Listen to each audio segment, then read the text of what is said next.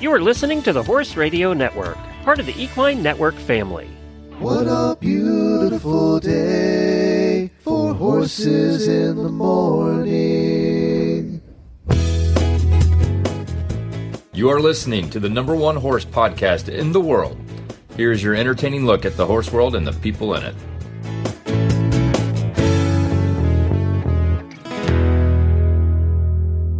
I'm Dr. Allison Marshall. And I'm Dr. John Langlois. And you are listening to the special monthly Chi University episode of Horses in the Morning on the Horse Radio Network for October 22nd. Good morning, Horse World. Welcome to our once-a-month look at traditional Chinese veterinary medicine with the Chi University. John, we are lucky this month because we get to have the amazing Dr. Shay on our podcast today. It's pretty exciting. Yes, it is. It is. We go back a long way, as all of us do. I think I met Dr. Shay in 1994 and became friends with him and actually played ping pong together. So we go back way back. And again, it took me a while to come to his school to learn his discipline, but what a wonderful man, what a wonderful family man. He's just, in TCVM, we use our 5 element theories, and he's an all earth, happy, easygoing, smiling, enjoyable man to be around. Isn't it just one of the biggest compliments that you and I call him friend? The years that I've taught at Chi, I was a young mom and he welcomed my children in. He found jobs for them. He had my son, who's now 24, helping Ray out in the barns with the horses. And he had my daughters packing spoons for the little herbal formulas and stuff like that. And, Yay. and I got to go to China with Dr. Shay and his group. He for our listeners, he has a conference he has a conference every year. We just finished ours in September right there in Florida, but sometimes he'll have it in China. And I took my daughter in 2019, and not only is that the amazing way to see China because, he's such a great ambassador, but he was you talk about him being a family man, we just ended up calling him Uncle Shen because he took Cece under his wing, and we joked about finding her a Chinese husband and that sort of thing. She was 14 years old. But he's always amazed me in his ability to be so brilliant, yet so approachable and so kind. He's just one of the most humble people I know. He puts forth his brilliance and then steps back and lets others do their thing. And so he understands that it takes a village, but it's just his impetus in this world there's no words for me. Yeah. I mean, and he's just so disciplined with it all. I don't have the actual numbers in front of me, but I mean, he's written hundreds of publications and perhaps now getting close to 100 books. I mean, he just is prolific. He's at it. He's there every day working it. He's doing his research. He's just doing so much to try and further understand what TCVM is and how it can be effective. So he's not done yet. He's still going. For sure. And he cracks me up. He always jokes about his Chinglish, and he always jokes about being hard to understand, but it's so easy to understand his heart, especially when you're in the same room with him. I find him very easy to understand. So our listeners are going to get a real treat today, getting to listen to him. Yeah, I actually went to China myself to study acupuncture, and I went to 3 different cities, and I went to one agricultural college, and it was only just 15-20 minutes into the course that I realized this is not going to work, because if you think Dr. Shay has a case of bad Chinglish, you should see what comes when I tried to learn acupuncture. There was no learning. So I had to come to find him over in America to learn what we're all about. And I learned German in high school, and then I've learned Spanish just from working with all the horse culture and all that kind of thing. I find language is easy, but holy cow, Chinese is so difficult that I mess it up all the time because it's a tonal language. So I have great admiration for the fact that he trotted over to this country in 1994 and just did how does a person do that? Talk about brilliance. came over here and bloomed. So yes, I'm so grateful for his Chinglish. Yeah. Wow. Welcome, Dr. Shay. We are so happy to have you in our podcast today. John and I have been looking forward to interviewing you again. I know that we had you on first time around when we very started this podcast in April, but we're really excited to have you here to talk about some new stuff. Right. Thank you. Yeah, and that was April last year. So we've been at it for a little bit. It's been fun. It really has.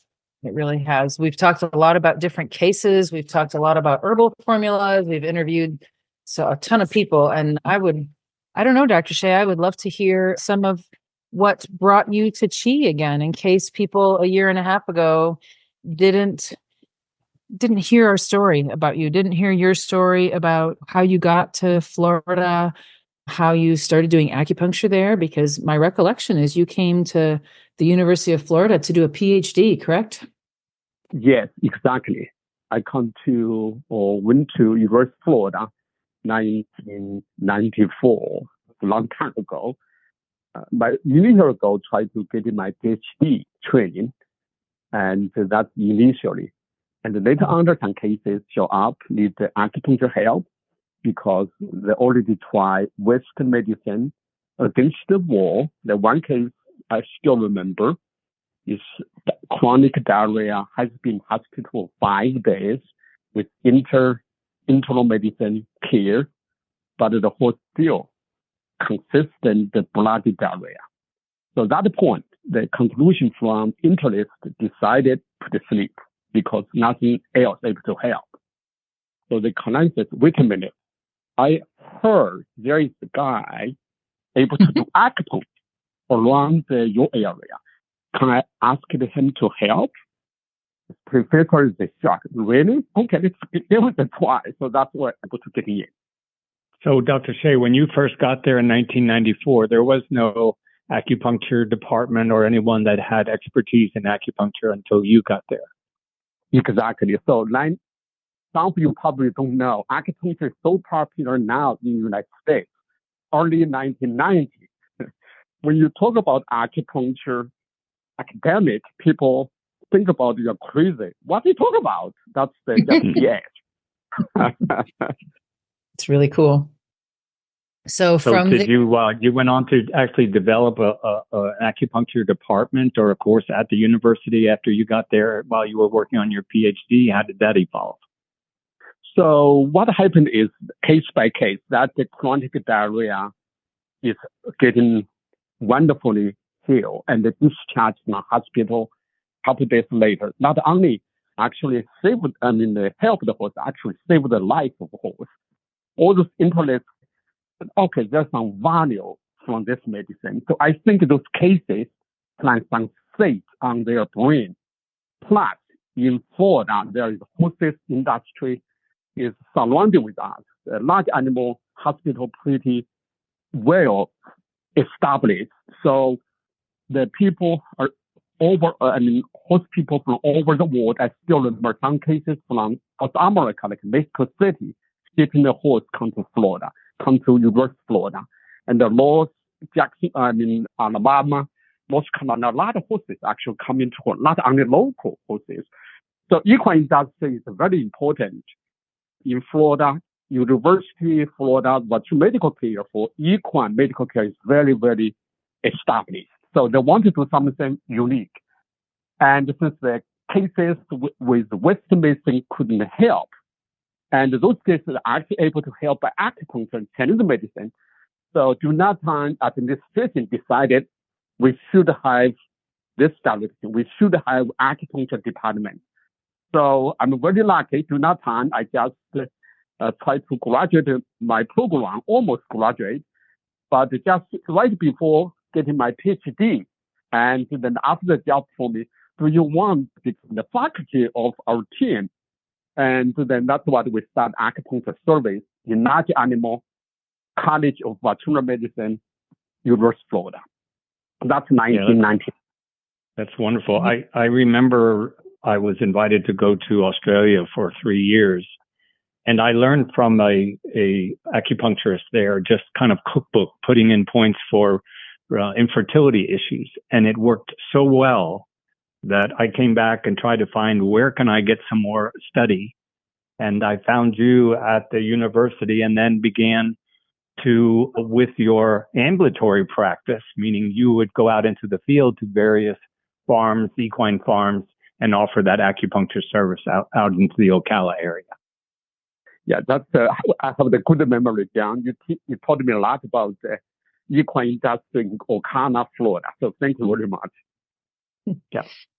Well, and you were really the first alternative medicine department in the country at a veterinary school, to my recollection. No other veterinary school was offering alternative medicine of any type.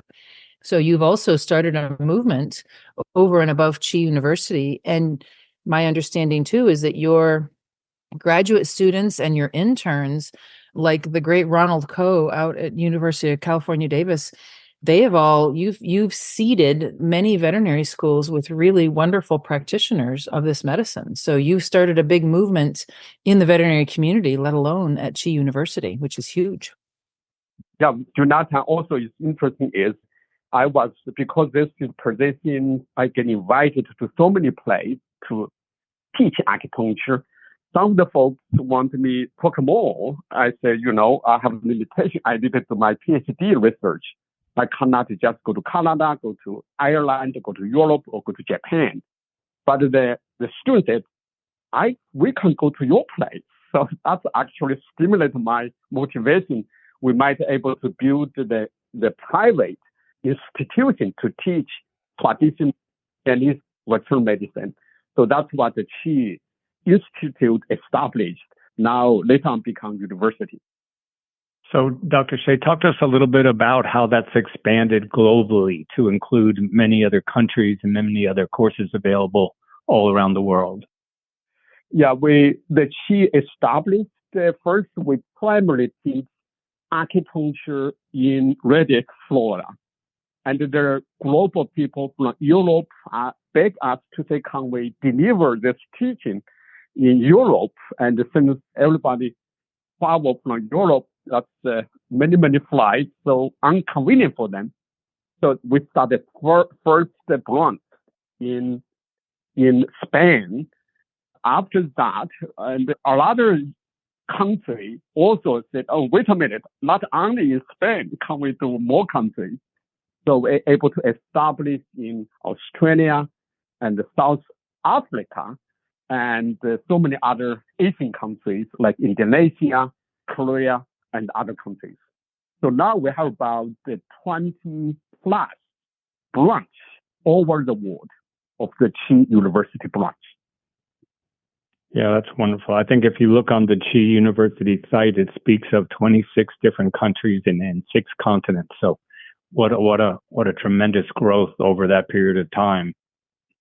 And who knows where else it's going. The Chi University is getting larger and larger and offering more and more courses for veterinarians to take that can, enhance their toolbox, their abilities to be able to use, whether they're doing an integrated practice, whether they're doing some conventional medicine and or just PCBM. But that's another thing that you've pioneered there, as well as integrating conventional medicine to Chinese medicine. And that, I think, has been a very, very big plus for all of us, for sure, and for the community. Yeah, integration, I think, is a really key, John, because Chinese medicine is great, but it definitely has limitations. Their limitation is clear diagnostic. For instance, we know this horse diarrhea, we just talked about it, but we don't know dehydration, how much fluids we should give to that horse. And we know this fluid therapy is really critical for diarrhea case. With that, calculation with the Chinese medicine now integrate together, we're able to save a lot of life for horses. So Chi is in so many different countries and teaching so many different things. You are teaching acupuncture. You're also teaching herbal medicine. There are many different ways of teaching acupuncture. So the balance method is a completely new and different method of doing acupuncture. And Dr. Antonio Alfaro is kind of head of that down in Costa Rica. But there's also food therapy, as you mentioned, which is awesome for skin and cancer and diarrhea. and a version of Chinese medicine called Tui Na, which is also, we've talked about that in the podcast, but it's sort of a version of mobilizing the body using almost massage and body motion techniques to really, and that I remember, Dr. John, you told me when you took the course, you couldn't believe how well it worked, because I, since I do veterinary spinal manipulative therapy and all that, I was thinking, I don't need this Tui Na stuff. But Chi University offers so many different classes for everybody, and it's really, really awesome. Yeah, we just last week had our Tui Na class opened up for the small animal and for the equine. And it is truly amazing, to spend case after case, no needles, just using your hands, just using these techniques. And one of the things that I usually get asked in that course is, what makes Tui Na any different than somebody else that's doing body work or massage and so on and so forth? And of course, the answer is we're using traditional Chinese veterinary medicine, establishing a diagnosis in order to have a treatment plan using these techniques. So it's a wonderful course. I think they come out with it with, again, having an extra tool to be able to use, and not just for the animals that don't tolerate needles, but for all animals as a complement to our acupuncture work. For sure. And she is now offering master's degrees. I think, Dr. Shay, did you start offering the master's degrees in 2016? Lots of people, including myself, now have a master's in Chinese medicine, but you're also working towards PhDs, and you have a lot of students that are doing internships there and living on campus and doing research for you. Is that correct? Yes. So one of the motivation for myself is, I listen to do something motivation, critical, probably like everybody else. So acupuncture development or practice very well by private practitioner, by the client, by horse people and small animal pet owners. Very, very good, well accepted. However, academic people very, very suspect what those people doing and the evidence base. Every single time at a major conference, all those challenge questions from academic, professor, conservative, veterinarian. They need proof, Dr. Xie, any direct evidence. Yes, I understand there is some research, some history in the human, but there's no direct research in the horses and the dog and the cat. So therefore, they cannot swallow acupuncture able to help the horse, help the dog and the cat. So that's the motivation for myself. Okay, let's doing some research. But how able to get in research? We have to have the university. How able to university? You have to have the graduate program. So that's my motivation. Established or work 3 years. Just the application. Finally, we're getting granted or credit by Department of the Education of the United States. Okay, you are fine. You can offer your graduate program now. So we're able to get a master's degree, getting on-site, also private on-site to do direct clinical research. Now, for instance, we have the direct research show the acupuncture help hip dysplasia in the dog. Has the double-blind study with acupuncture with the Shen control group that prove acupuncture significantly pain relief help those dogs. We have direct horses help cervical problems, help many other clinical conditions. So research actually is very, very important, especially for academic sake.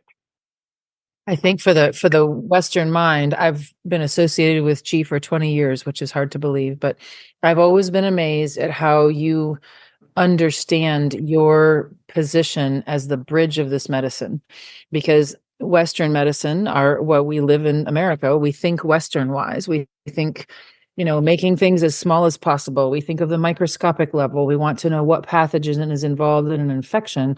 And acupuncture is so powerful in its global approach to the body, but it's very difficult for Westerners to understand how to assess things that way without the science. So I think you're positively amazing and brilliant in understanding that we as Westerners and a lot of the rest of the world cannot think that way. And that is a wonderful medium. That research is a wonderful medium to help people understand really how this works. I read a quote the other day that says, science is nothing more than trying to explain magic.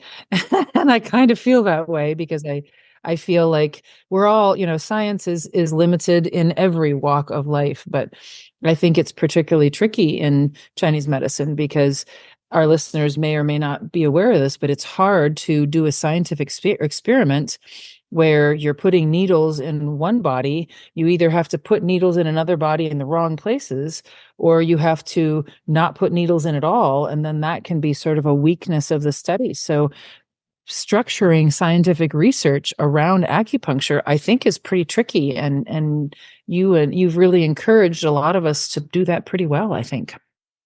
Yeah, because again, motivation, all those clinicians, including yourself and Dr. Jiang Langlois, motivated. Yes, we do come to research. We can design research. We can answer the call. So that's amazing. There's so many wonderful, motivated clinicians to work together to achieve the goals. We have the research evidence. One of the things that we mentioned, I believe, in an earlier podcast is the importance is Allison and I both have worked for many years studying Chinese medicine, and we are really good ambassadors for that. And I know Dr. Shay and I have done some talks to the local community, equestrian community, to the veterinary community.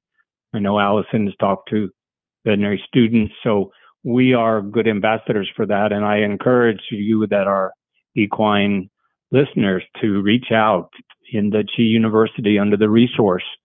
We've mentioned it several times that you can find a practitioner in your area and grab one that's trained at the Qi University in various disciplines. And you can get them out, invite them out for a chat, a talk, describe the things that are going on, introduce the idea of TCVM. And I just did it to a group of 12, 18-year-old equestrians, and they just loved it. They were full attention for an hour listening and learning about it. So that part of it is also important for us to get out and keep the word going locally. Yeah, sometimes people ask Dr. Xie, Qi University, what's different from other institutes to teach acupuncture? So very simple. I just smile. I said, okay, this is almost like you go into Chinese restaurant, okay, in your place. You want American style Chinese restaurant food, or you want more traditional Chinese food? Amazingly, 99% of them, they like to try traditional, authentic food. But I tell them, be careful. Some of them might be too spicy for you. Some of them might not agree with you. So what I try to say is, American food restaurant is great. The average, people able to like that taste. But you really wanted to say how this food is really nutritionally or taste is good. You might be, try out to say, what do you think? Maybe you like it, maybe you don't like it. Like, for instance, I speak a very strong language. I call this Chinglish, half Chinese, half English. You may like my accent, you may hate it. So that's what kind of, but then what we try to achieve is we use the technology help us from ancient the TCVM now going to modern practice. We have the traditional way to work with so many cases, but also with so many Western medicine development advantage, and also we can help integrate East and West together to getting our best care for our patient. Dr. Shay, I know that you're still seeing cases at the Qi University, equine cases, as well as companion animal cases. And you've been doing this a long time, and I know that I have my, not necessarily preferences, but I like certain cases that I feel like I can do, I come at it very positively that I'm going to help this animal. But what types of diseases, whether it be musculoskeletal or a neural case or a respiratory case, which ones do you look forward to? You feel like I am going to very much help this animal. And I know it depends on their age and chronicity and all that, but do you have favorites that you really look forward to treating with a good expectation? For equine practice, I think the top three conditions. Number one is sport medicine, which basically helps the horses perform well.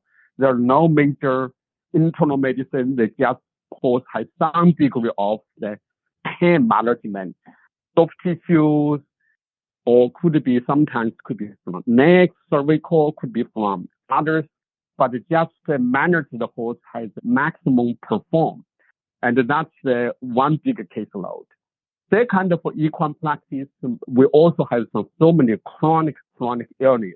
Like we treat a lot of respiratory in Florida. We have some HIV or asthma syndrome, and also has the chronic diarrhea, GI system problems. Something could be renal conditions for equine. And the third group is challenge case. Like Florida, we have hydrosis, lung sweat.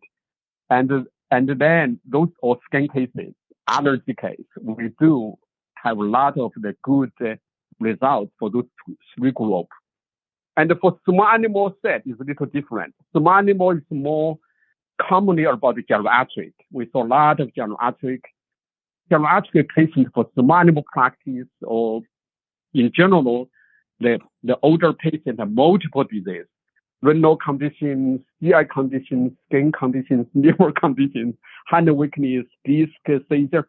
We have multiple issues. Now, that's the best. From Chinese medicine, figure out, just like Dr. Allison mentioned about, Western medicine is great with a very clear, with a simple point, with almost like a micron, say, specific pathogen. Chinese medicine more globally, holistic view, we treat the whole body, not only help the disc issues, hand weakness, but also may help renal conditions, other conditions. That's the beauty of Chinese medicine. I agree. I know that you have had hundreds and hundreds, if not thousands of cases. Do you have a case that, I know that I had one earlier on that it was so successful, a mare that, didn't have a baby for 3 years, and through our efforts, we were able to get a proper diagnosis, a proper treatment using herbal and electroacupuncture. And we had 3 babies in a row, year after year after that. So it was one of those that I remember so positively of helping an animal when things just didn't go right in the conventional sense. So do you have a case maybe you wanted to share that just is always in your memory of perhaps a success, maybe even a famous horse? So I'm not to this case, you talk about what's memorable, not the famous horse, but this is the chronic 4-foot has a laminitis problem, laminitis. Mm. So usually laminitis, we know chronic laminitis no challenge. 1 foot is challenge. 2 foot is worse. 4 feet, that's a disaster. Difficult. So sure. we're able to manage gradually, not only help the pain management, but this horse gradually doing well with the shielding help, with herbal, with acupuncture, with trainer. This horse actually perfect sound, become pleasure riding horse. This is it. When I first this horse about 10 years ago, when this horse is 80 years old, now this horse 18 years now, this horse still being written, recently written. So for me, that is from Western way. They already say 3 doctors they know cannot help that horse too much, but then we're able to manage, make that chronic laminitis successfully for past 10 years. Wonderful. That's amazing. Allison, do you have one that comes to mind for you?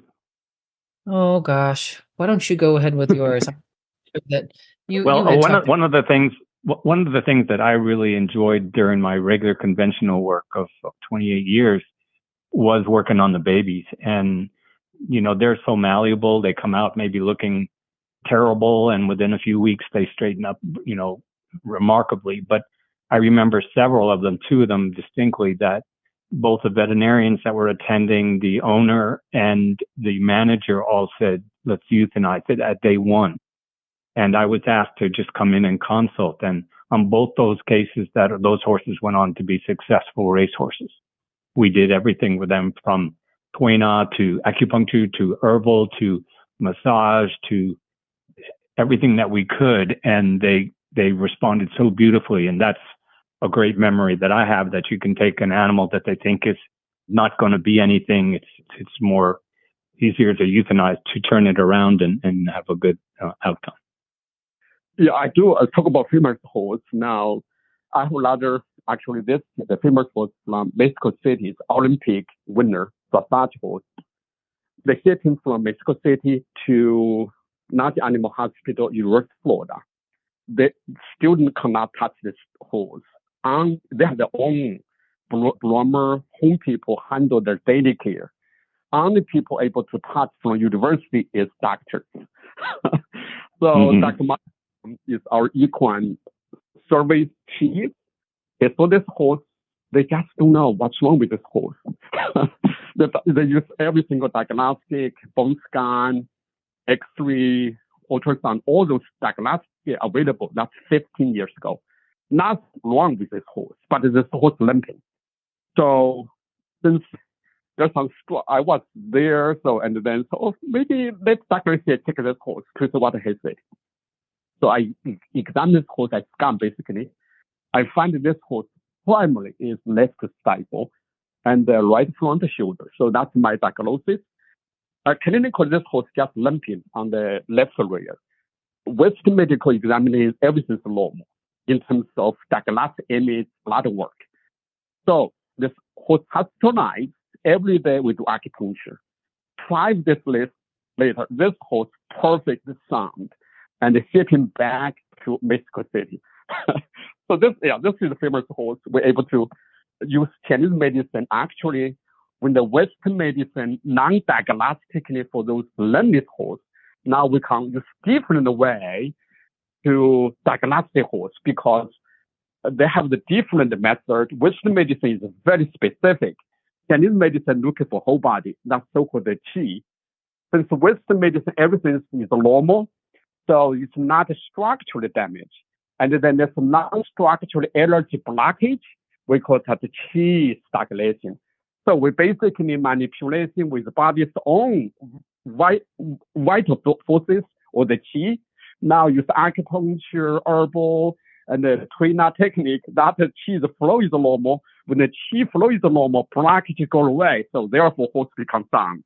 My clients too, that really sometimes when you can't find a diagnosis, it's actually better for Chinese medicine because it means that the problem, as you were describing, is at an energetic level. It isn't at a physical level. Once things become X-ray changes, once things become blood work changes, then it is much harder to fix with any medicine, including TCVM. But I love when we can't figure out what the problem is because I think rebalancing works so effectively that way. I don't know what your experience is with that, John, but.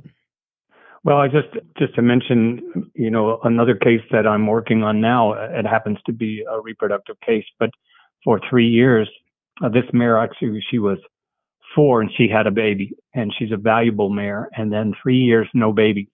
And at one of the finest reproductive equine clinics in the country. And for 3 years, did everything they thought possible to help this mare to cycle better so that she can have a foal. And so finally they just washed their hands and said, we cannot do this. So then now I have an opportunity to work with it with TCVM and I make this comment to my group this weekend. I said, I'm 73 years old and I can still make a baby. So I'm going to put everything together to try and have a foal with this mare. And I feel very confident because she's 9. She's a tough wood horse. You can't get around her very easily, but so far so good. So with the acupuncture and herbal, next year we breed her. We're gonna go ahead and have a baby, and that's exciting. And like I said, you mentioned too, a lot of times the calls that I get now are situations where they're not getting everything they want out of their conventional practitioner or their conventional method. So they want another alternative approach or work together to try and get a good outcome.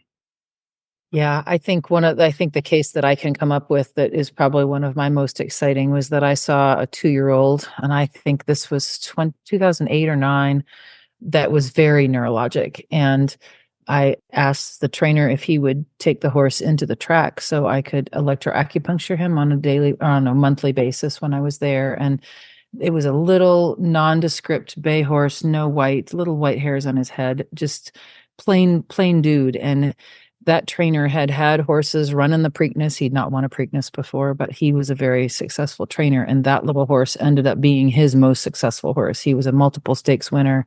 And, I treated him like he had some cervical problems, and he ended up not having cervical problems. So a $3,000 race, when you see your little horse go wire to wire, is pretty exciting. He won multiple stakes races. So it is really fun when we can help things like that.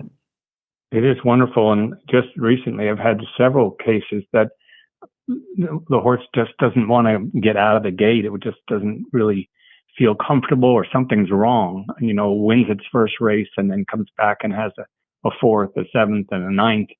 So they send him up and look. And the only thing that I see that's outstanding is if you do your little scan around the hip and you get 5+ and they try to kick you, that's where the pain is. And that's why they don't want to come out of the gate. They don't want to posture to go through that difficulty. So we have an easy fix. We have acupuncture, we have herbal, we have tuina, we have liniments, we have a number of different things, and you can turn them around beautifully. And this one particular filly went on to win her next 3 races. So very, very rewarding when we find things that are, pretty obvious, and we can go about our method to heal it. Dr. Shay, you've done a lot of really neat research on your herbal formulas. And for example, for our listeners, Dr. Shay makes a herbal formula that is really wonderful at helping boosting the immune system, but it also has ingredients in it that inhibit tumor growth. And so for those of us who do Chinese medicine, we have something called a formulary, which is a book of talking to us about how these herbals work and giving us some of those nuances. And under that formula, in our formulary, is all kinds of research that this formula helps the body at a cellular level. They can measure the fact that our white blood cells, some of our white blood cells and our floating around immune system stuff actually rises when you use this formula. So that's some of the research that Dr. Shay does. And he's done all kinds of research on his formulas. But Dr. Shay, why don't you tell us a little more about what's going on at Chi University now and some of the exciting research that either has been done in the last 5 or 10 years, or the one about the stem cells. I think a lot of people use stem cells for their horses in injections for tendon and ligament problems. Why don't you talk a little bit about what's going on at Chi right now in order to, help our understanding with acupuncture? So, yeah, great. So the cancer patient, that's a bigger one for small animal practice, also even for human medicine. We do have some great formulation help the cancer patient, help not only actually quality life. Sometimes we're able to make the cancer go away. And so it's always for myself, why this tumor go away? Is the herbal really kill the cancer cells, or is it just we believe it should work? So we have the one team, we have the 3 doctors, master degree with the supervisor together, work on those formulations specifically for cancer cells. And we do find the herbal can directly kill the cancer cells. Compared with chemotherapy drug, herbal something actually is better. Depends on, we use cells line. Sometimes we use mast cells, carcinoma cells, some other cells as factors, tumor cells. We compare some of those herbal ingredients work more potency than when the chemotherapy. And some others actually able to combine with the chemotherapy, make the chemotherapy even more potent. So we're getting so excited now, actually, we can say that. Why those tumors go away?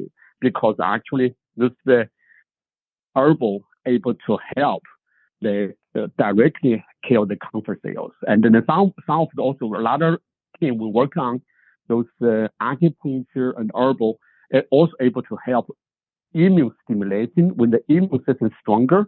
make the body itself mobilize their own energy to modulate the counter growth. So we do have a lot of papers already published.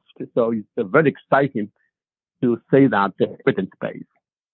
And correct me if I'm wrong, but are you working on an instrument that would help us understand where acupuncture points are in animals? I mean, I think there's been instruments like that out there, but us Western medicine folks love to see that sort of evidence sometimes. Is that something that's in the works, or was I mistaken? Yes, this research basically is that spot we call acupuncture point. How that spot is important is really, can we poke just any London size, or we have to find that spot? Yes. That is the area we call acupuncture point. So we identify, okay, this is the site, acupuncture point. What's different from surrounding tissues is a non-acupuncture point. We do find that this electrical signal is different. And also some underneath the tissues, there is the cells population different. So that makes acupuncture point is so unique, so special. Those is the point discovered thousands of years. The reason they just practice, there's some reason behind. Now, from cellular level, we know the cell different. The cell different, they generate this electrical current different. So that's what we're able to demonstrate. That is a location very unique, very special. So that makes me smile because, we're having this beautiful instrument that assesses the fact that the electrical current of an acupuncture point is different than the rest of the body. And we're using science and we say, oh, look at this. We have proved this. And it is something that the human body's been able to assess for thousands of years.